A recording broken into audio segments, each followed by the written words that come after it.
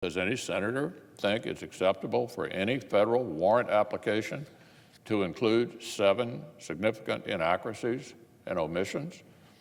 But this wasn't just a run-of-the-mill warrant. It was a FISA warrant to snoop on a presidential campaign. This is just one of the realities that President Trump's Democratic critics spent years calling conspiracy theories or inventions of the president's mind. Yet here it is, in black and white, from exactly the kind of independent inspector general the Democrats rush to embrace when convenient. Sadly, this was no isolated incident. Just recently, Attorney General Barr has had to take the incredible step of unwinding a DOJ prosecution of another former Trump advisor because the government's case against him was unfair and distorted as well. It was largely on the basis of these proceedings that Democrats and the media spent years fixating on wild theories of Russian collusion. But upon investigation, the Mueller investigation, remember that one? It is those wild allegations that collapsed, along with the credibility of several of these investigations that helped create the cloud of suspicion in the first place.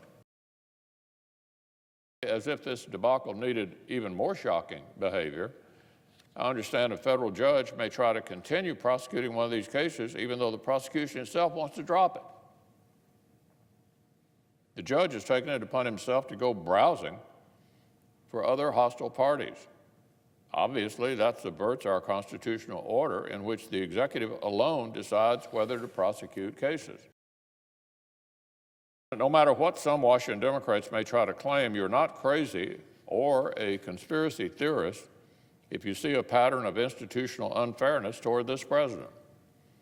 You would have to be blind not to see one. You'd have to be blind not to see one. All of this is why the Senate passed important FISA reforms in last week's bill to help bring accountability and transparency into that flawed process. And we aren't nearly finished.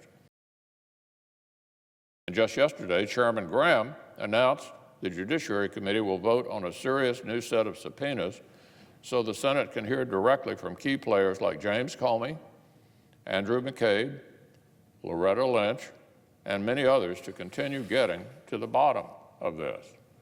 So let me say that again. Senate Republicans are taking steps to issue new subpoenas to a wide variety of Obama administration officials with some relationship to the abuses I've just laid out. The American people deserve answers about how such abuses could happen, and we intend to get those answers.